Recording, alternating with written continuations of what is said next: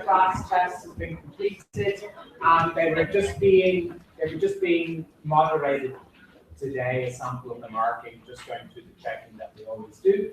And so my hope is that the scripts will be returned to you in your tutorial tomorrow.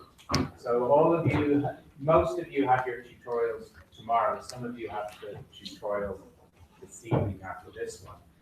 So if your tutorial is this evening, you can come along to my office tomorrow after midday sometime, and I should have your script ready to hand back to you then. Okay? But the rest of you, if your tutorial takes place tomorrow, you should receive the script back in your... Okay, so I'm going to try and finish off my material today now. So we've been looking at examples of groups.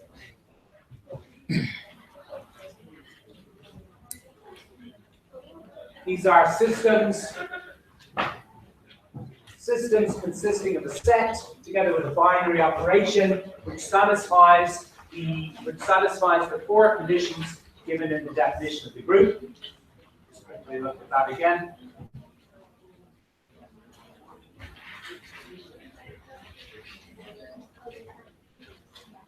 Okay, so a group is any system consisting of a set of interesting mathematical objects together with the binary operation on that set, where the binary operation satisfies these four basic algebraic conditions.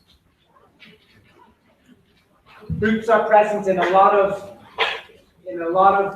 different mathematical areas, and every vector space is a group. When you just consider the set of vectors together with the addition on the vectors. That pair, the set of vectors, the vector space together with the vector addition, that is an example of a group. We've been looking at other examples up to now. We started off looking at the group of symmetries of a triangle, the dihedral group G3. We found that to be a group of order 6, meaning it had 6 elements. We then looked at the modular arithmetic groups, the groups of integers under addition modulo n, some modulus n. We looked in detail at a couple of those which were also of order 6. And by looking at their Cayley tables, their multiplication tables, last time we were able to do a little bit of investigation of those and kind of see and discover that those groups of order 6 were not all the same. And so discover that there were at least two different types of groups of order 6, and that gives a little bit of an insight into some of the work in group theory in general, which seeks to kind of find classifications of all groups of certain sizes to understand the possible group structures that there can be, how big the universe of groups is. So we've seen a number of numerical examples. These were in the integers under addition, modulo n, multiplication modulo n, and also various number systems using the familiar operations of addition and multiplication. But important examples often feature functions, so set of functions under the operation of composition. Okay? Composition is the natural operation that you can perform with functions, especially functions from a set to itself, whereby you compose the two functions. You run one function after another. New compound function. So that's the binary operation. So, e.g., we looked at the symmetries of a regular triangle. That was the group D3 that we looked at in the first lecture. So now we're going to look at another important class of such group, which are permutations. So you can see the definition 5.15 here.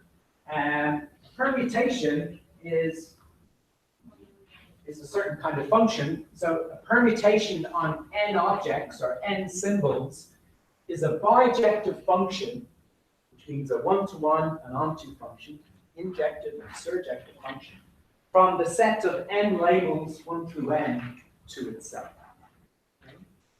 So by their own, these aren't very complicated objects. They're just a single permutation of function from the set 1 to n to itself. But it gives a good model for studying the possibilities of systems of functions and the kind of group structure that they can have. And it turns out that these kind of objects have many applications in other areas of pure mathematics, in particular graph theory or combinatorics, where you investigate the possibilities, well, graphs, these systems with nodes and edges, and combinatorics, which is the general kind of study of basic patterns, if you like, of possibilities in combining objects. So let's take, okay, and these functions, these permutations, when you consider all the permutations on a certain number of objects, here we're just using the numbers 1 through n as convenient labels. Okay. They don't really have any inherent numerical meaning themselves. We're just using them as a system of distinct labels. When you gather together all the permutations of a certain index on a certain number of labels, gather them all together, then they're going to form a group under the operation of their composition. Okay? So let's look at some examples, example permutations of 5 objects. So we think of the elements 1 through 5, and we want to think of a bijection between a one-to-one and onto function. Okay? So let's just draw some arrows joining numbers. I'll send 2 to 4, I'll send 3 to 1, I'll send 4 to 3, and I'll send 5 across to 5. Okay? So this might be one permutation. I'm going to call this one sigma.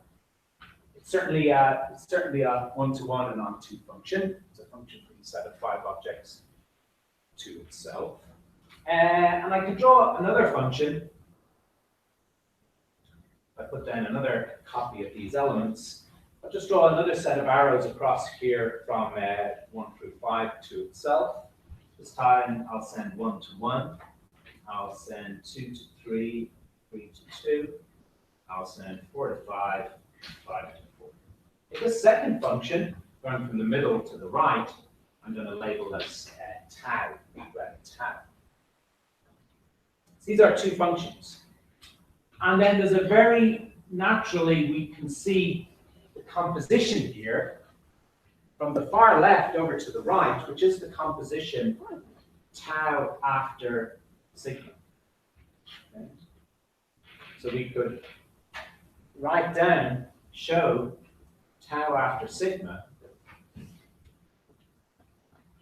this example just really shows you, how simple in some ways the operation of composition is. So what is tau after sigma? Well, we're going to draw arrows here to indicate it. So we're applying sigma first and then doing tau afterwards. So sigma sends 1 to 2, and tau sends 2 on to 3. So in total, 1 goes to 3 in the composition of the 2 functions. Sigma sends 2 to 4, and then 4 gets sent to 5 by tau. So in total, 2 goes to 5. 3 goes to 1, and then that 1 still gets sent to 1. So in total, 3 gets sent to 1 by the composition. 4 gets sent to 3, and 3 gets sent to 2. So in total, 4 goes to 2. You can see there's only one argument and one value left. These things are bijective. We've got one-to-one and onto functions, and you compose them. The result is again another bijection. But if you follow the arrows through, you see 5 does indeed get sent to 4. Sigma sends 5 to 5, and tau sends 5 to 4. Okay. So this here is exactly the composition tau after sigma. We simply run the 2 functions together. Of course, if we also have a look at the composition the other way around, we again see this kind of fundamental property of composition is that in general, composition typically is not commutative. It does make an order, it does make a difference in the order in which you combine the elements. So if I want to draw sigma after tau, you'll have to figure it out carefully. So this time we're applying tau first and then sigma. So we're starting at the middle copy of 1 through 5. We're applying tau to move to the right-hand side. Then we have to examine what sigma does to those intermediate values. So what happens to 1? Well, tau sends 1 to 1. But then sigma is applied afterwards and takes this intermediate value, 1, and sends it on to 2. So in total, 1 goes to 2. Tau sends 2 to 3. But sigma sends 3 on to 1. So in total, sigma after tau sends 2 to 1. What happens to 3? Tau sends 3 to 2. But then sigma sends the intermediate value of 2 onto 4. In total, 3 goes to 4. Tau sends 4 to 5. 5 gets sent to 5. So sigma after tau sends 4 to 5. Then it must be that 5 gets sent to 3, but we confirmed that anyway. Tau sends 5 to 4. And then sigma sends 4 up. So you can see the composition working that way. When you compare those two functions, function on the left and the function on the right at the bottom, they're clearly different functions because they take different values. Okay? One sends 1 to 3, the other one sends 1 to 2. So straight away, they are different functions. So remember, in general,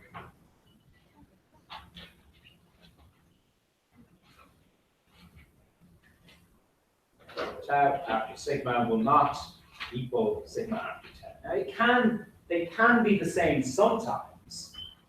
Okay? If the two functions have a certain compatible structure, that maybe they will commute, but typically they won't.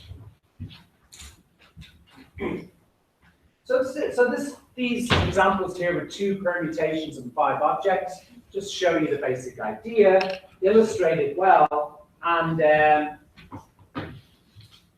illustrate the basic idea of composing functions.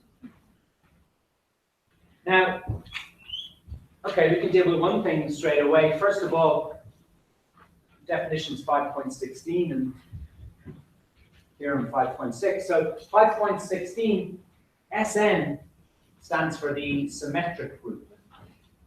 Is the name of it. This is the group of all permutations on n objects.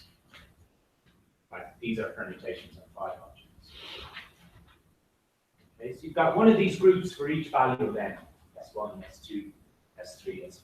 Symmetric group on n objects. And the operation is composition.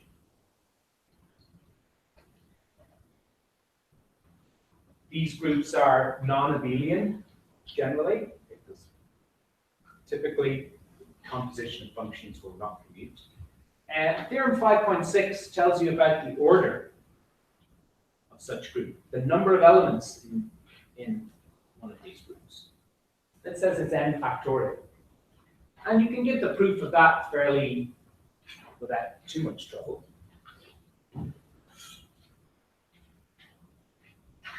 It's just remembering that the permutations are objective. One-to-one.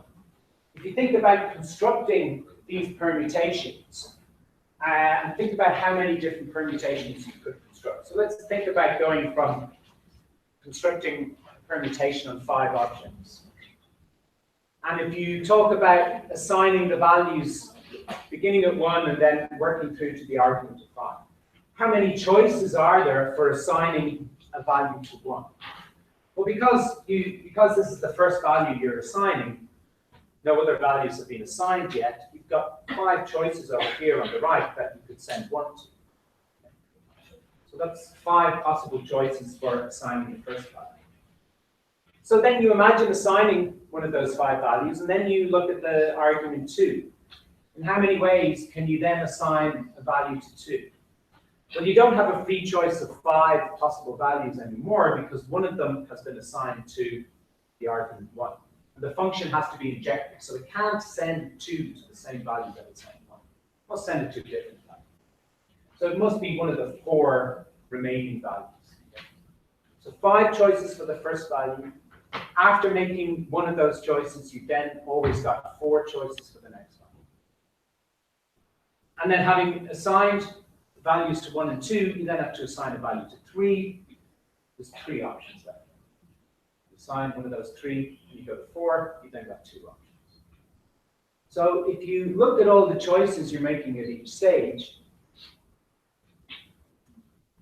whenever you make a choice at one stage, you've got a certain amount of choices left at the next stage. So the total number of different ways of constructing a permutation is then going to be n factorial. Okay? 5 choices for the first one. Whatever one of those choices, you then got 4 choices for the next one, then got 3. So the total number of options is 5 by 4 by 3 by 2.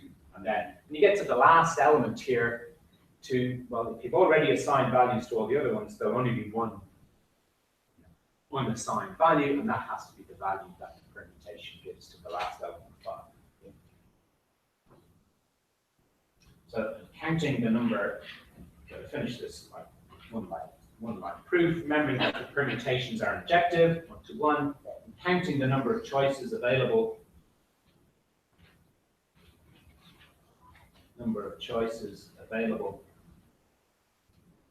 to assign values to each argument, you see there are n factorial total number of choices, total number of permutations to construct. Permutations that you can construct. Okay.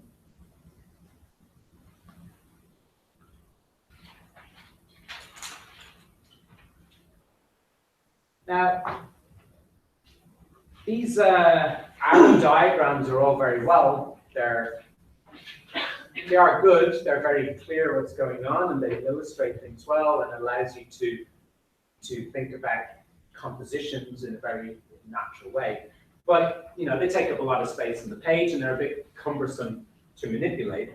So we develop more compact types of notation for permutations. You need more compact notation. The first type of notation is the 2-line notation.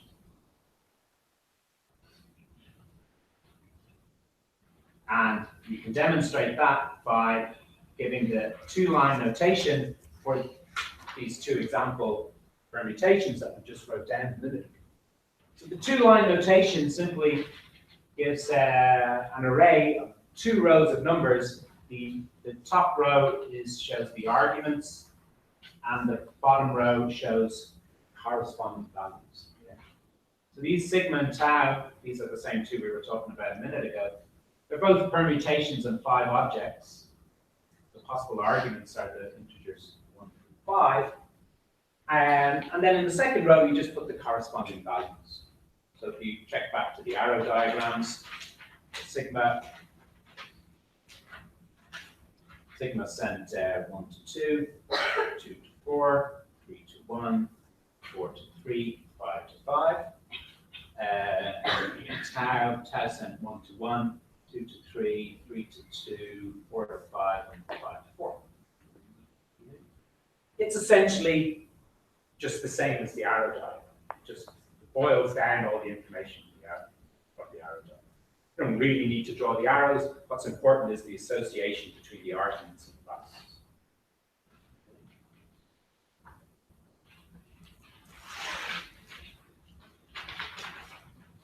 So the two-line notations. It's grand. Really, it's a condensed form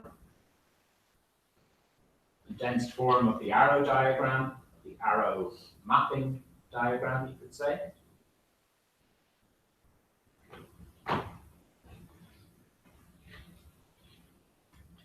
And we can also use it to perform compositions. Here's my sigma 2, 4, 1, 3, 5. I want to compose it to tau.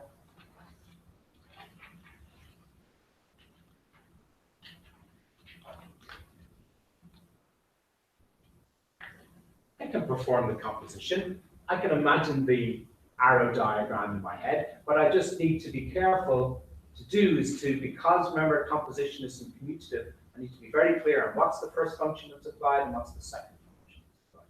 Remember, this composition symbol is sigma after tau. Tau is the first one that's applied. Okay, so this is tau on the right-hand side of the page, sigma on the left, but it's this function that's applied first. So this sends 1 to 1, and that intermediate value of 1 is passed on to sigma, and sigma sends 1 to 2. So in total, 1 goes to 2. So here I'm just recreating the composition I did with the arrow diagram. What does sigma after tau send to 2? Well, this tau applied to 2 sends it to 3. Then sigma is applied afterwards. So that intermediate value of 3 is passed on to sigma, and sigma sends 3 to 1. So in total, sigma after tau sends 2 to 1. What happens to 3?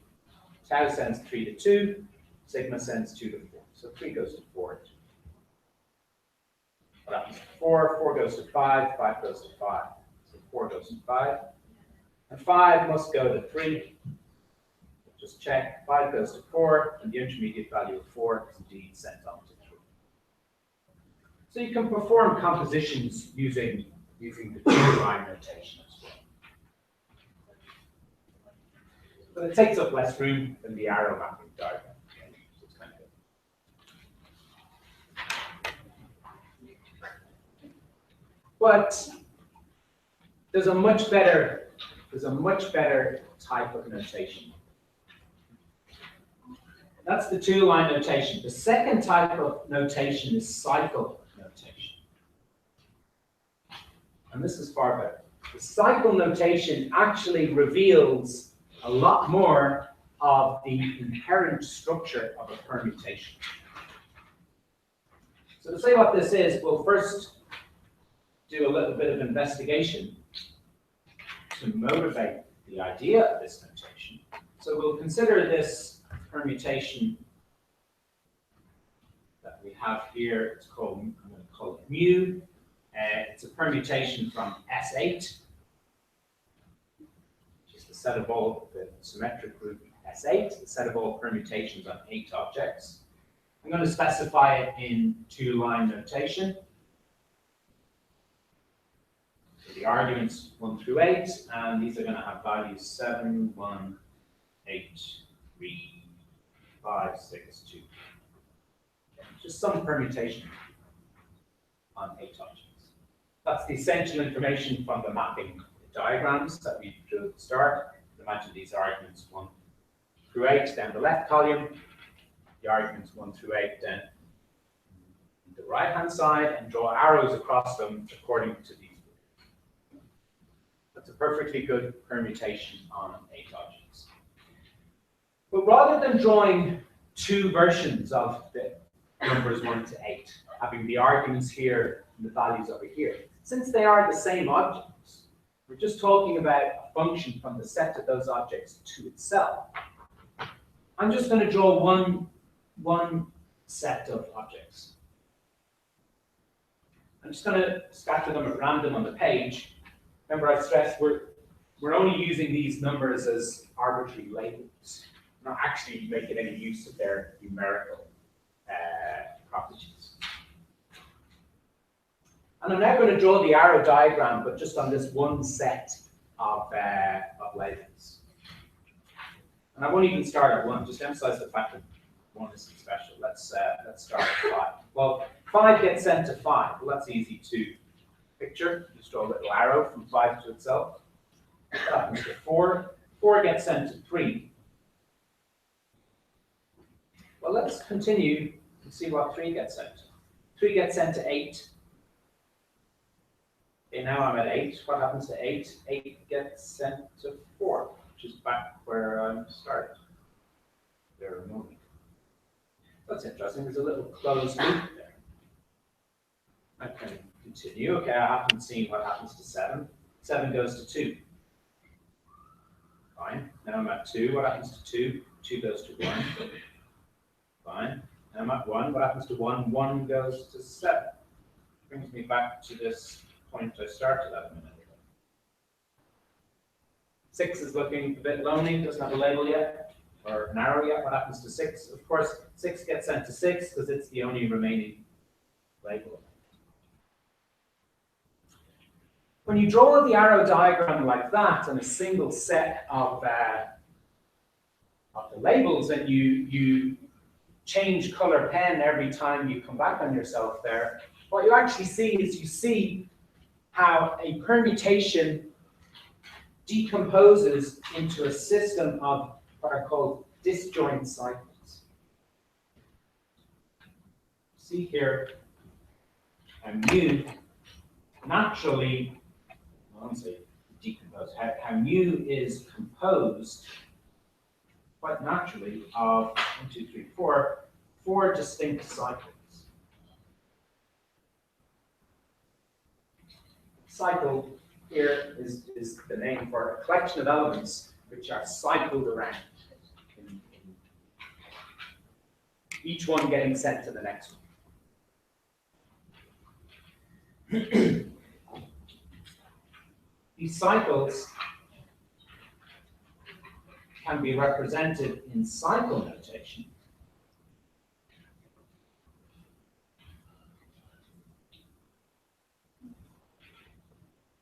And you agree that, like, you can imagine if you started with any other permutation, right?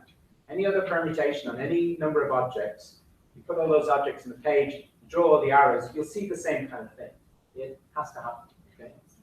You can never double back to something which already has an incoming arrow, because the permutations are injective. They never send 2 arguments to the same value. So each element only has 1 arrow coming into it and 1 arrow coming out. So it's naturally going to decompose, or it's naturally going to split into a number of different cycles.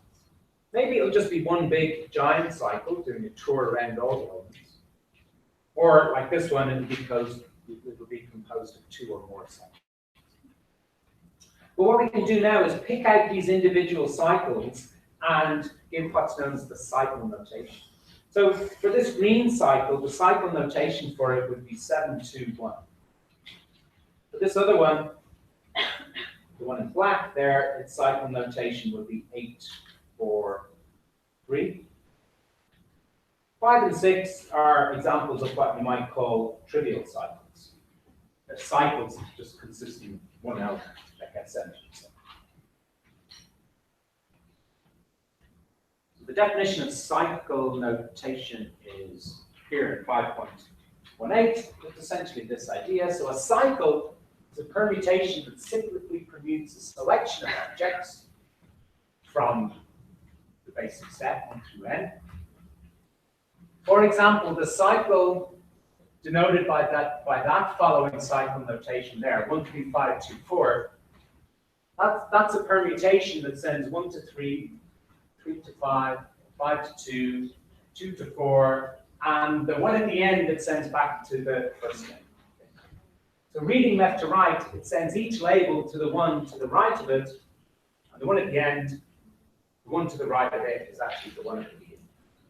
So it cycles all the elements around in that order by 1 click. Now we have this convention. What we actually regard these different cycles as individual permutations in themselves. So this cycle here sends 7 to 2, sends 2 to 1, and it sends 1 to 7. It's this green cycle that we drew out here. And by convention, for any of the labels that this cycle does not mention, by convention, we say that it still applies to that, but it leaves those labels fixed. It doesn't map, it maps them to themselves. So in the notes, this sigma, okay, which is different to the sigmas on my handwritten notes, but this sigma here, because we declared that it came from S8, came from the symmetric group S8, the cycle notation for sigma does not mention the labels 6, 7, and 8. So it's understood then that sigma, if you apply it to 6, 7, or 8, it leaves them unchanged. So sigma sends 6 to 6, 7 to 7, and 8 to 8. So these permutations that we see it split into here are these cycles that we see the permutation U split into here. We regard these as each of them as permutations in their own right. And when we put them down in cycle notation, they affect these labels in the way described, sending each one on to the one to its right, the one at the end, the one at the beginning. And any of the labels that they do not mention, it's understood that it leaves those fixed. Okay? So with these conventions,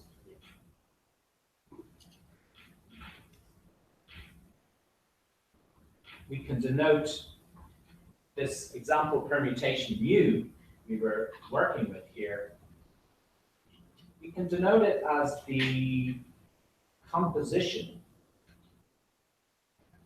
of all these cycles. So this is a composition of cycles. So you can imagine, although we tend not to write them in, but you can imagine little composition symbols here.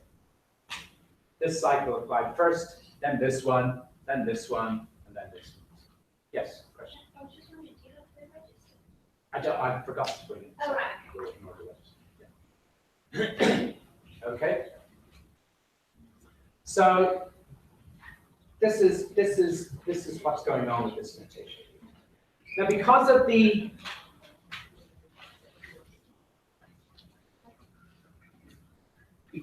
convention about if a label isn't mentioned in a cycle notation, then that permutation leaves it fixed. We don't actually need to include these trivial cycles.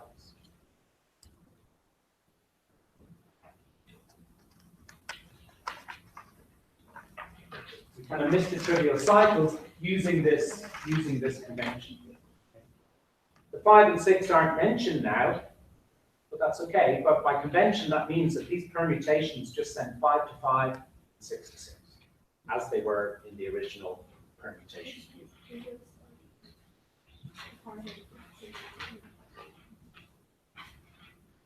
And this is an example of, this here is an example of a composition of disjoint cycles.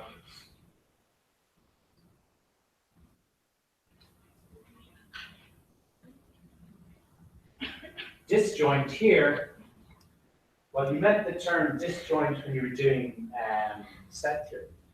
Two sets are disjoint if they have an empty intersection. There's no elements that belong to both sets. So in the case of cycles, it's the same meaning of the word here. In the case of cycles, two cycles are disjoint if they share no labels. Okay. As they do that, 721, 843, they're mentioning completely different labels. Now we need to get, in order to use the cycle notation, well,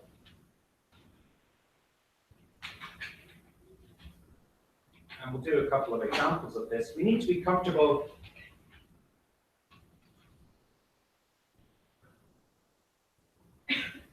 composing non-disjoint cycles.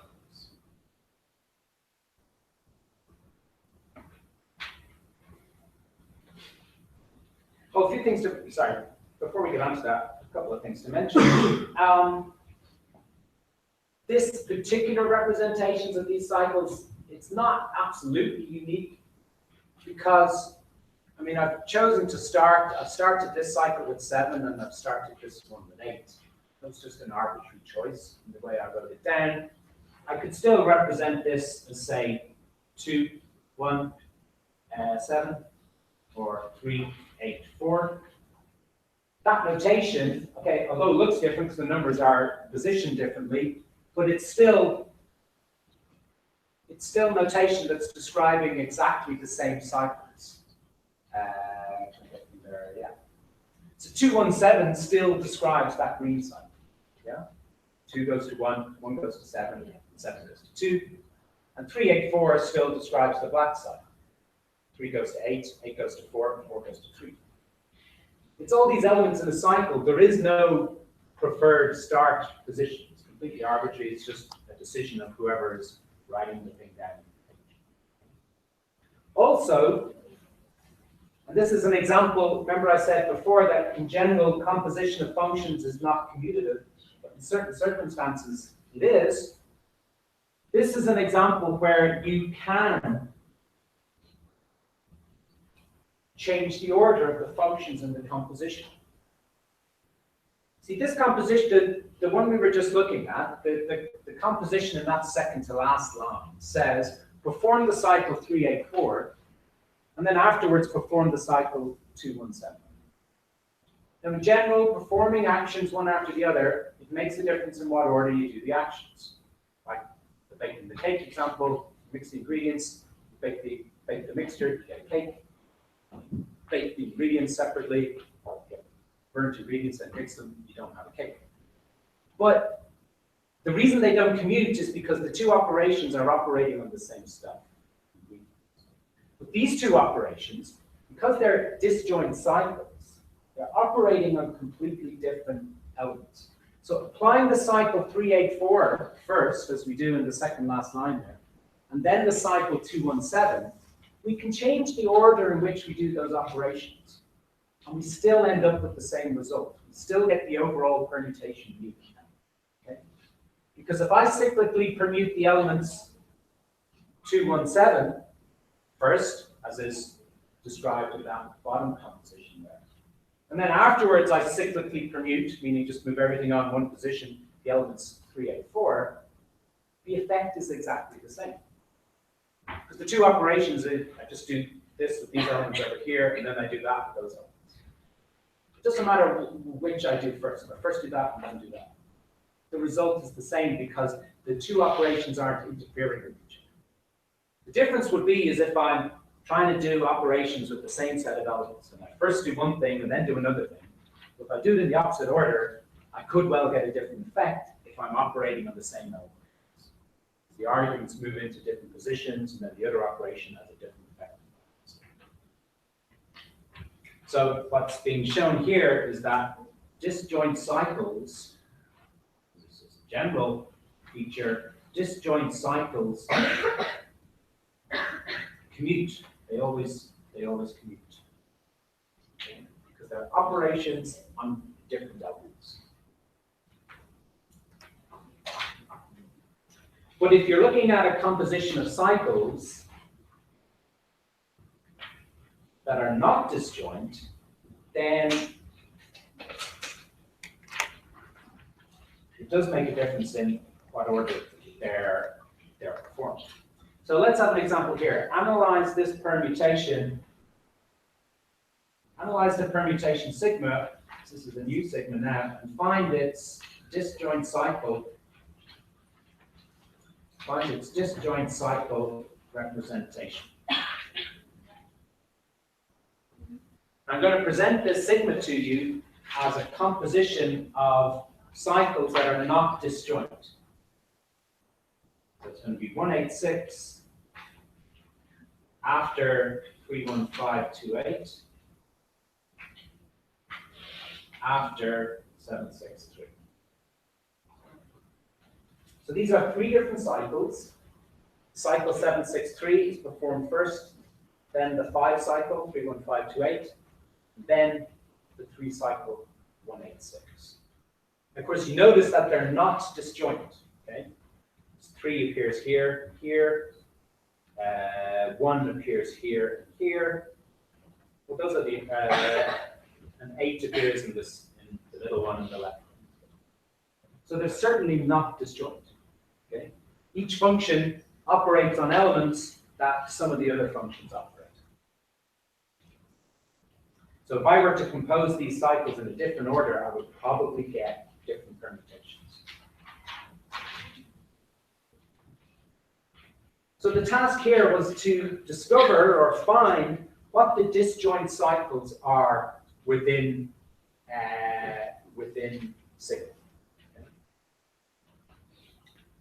So these are, let's suppose that sigma, well, let's suppose that this sigma is an element of S10.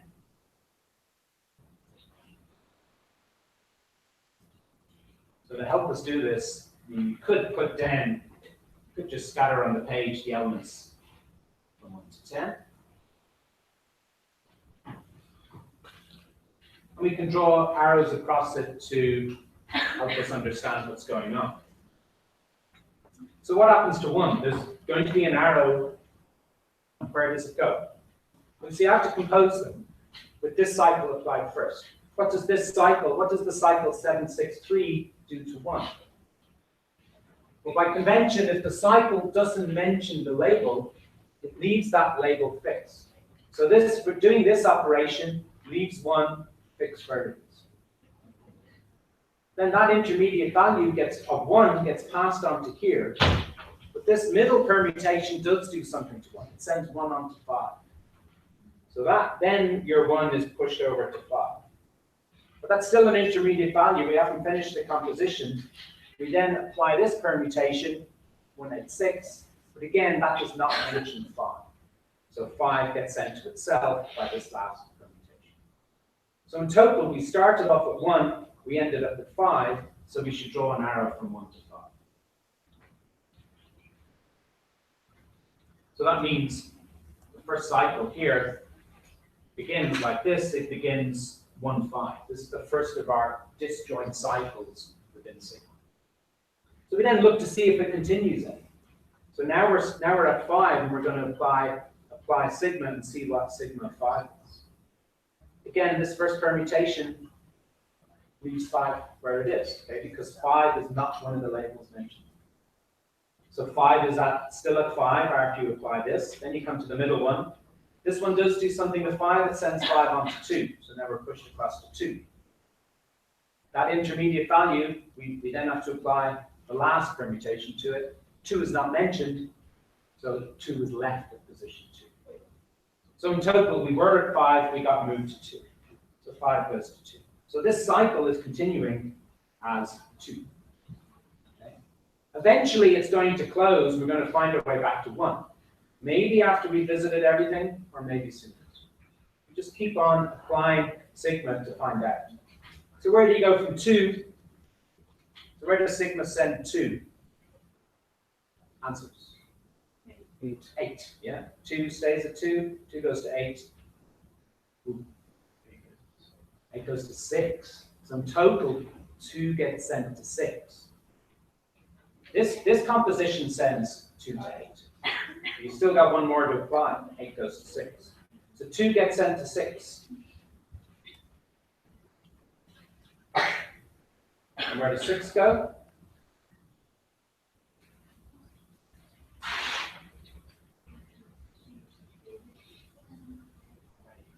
Six goes to 8, yeah? 6 goes to 3, 3 goes to 1, and 1 goes to 8. So in total, 6 goes to 8. Then where does 8 go to?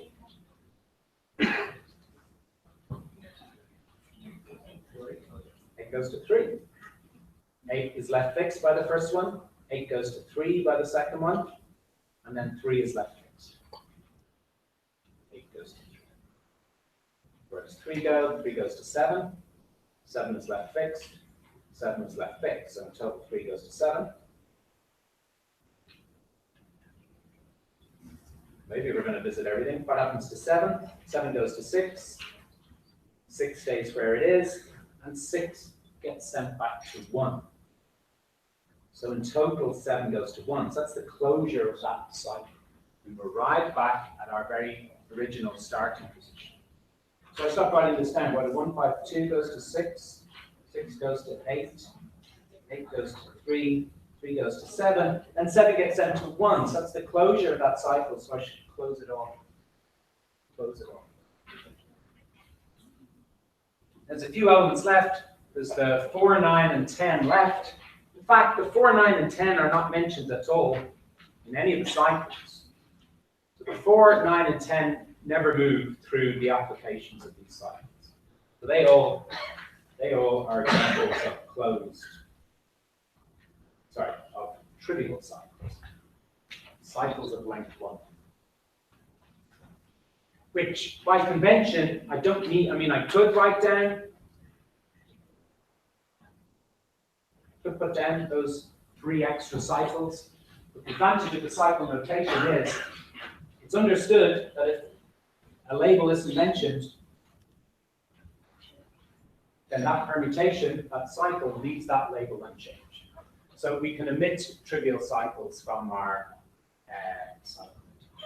So this is an example of a permutation which was originally presented as the composition of 3 disjoint cycles, which when we carry out the composition and examine it, we discover that there's just one cycle. So it really is just equivalent to this one cycle. So these are some examples of working with the notation to do with permutations. They're a very important class of group that features heavily in the study of group theory because there's a sense, and I'll give you some insight into this in the first half of our lecture Wednesday morning. There's a sense in which all finite groups really are groups of permutations. So they're like a universal model for studying finite groups. And they seem rather specialized and rather a special case, maybe a narrow special case when you first see them. But when I speak to you on Wednesday, I'll describe to you how, in fact, every finite group can be thought of as a certain group of permutations. Now, in terms of the tutorials, things you might be working on for the tutorials, there's another set of examples there in example 5.9, which are exercises like this, finding disjoint cycle expressions for various compositions. Then there's just a few more elements in the notes to read through, but I'll take you through those on Wednesday morning, or you can be reading those in the meantime as well, and you'll find more examples of working with permutation notation, more example problems at the end of the notes. Okay, so hopefully if the moderation is finished by tomorrow morning, your tutors will be able to return your test scripts to you tomorrow, and we'll get the test marks loaded up on Moodle for you to see.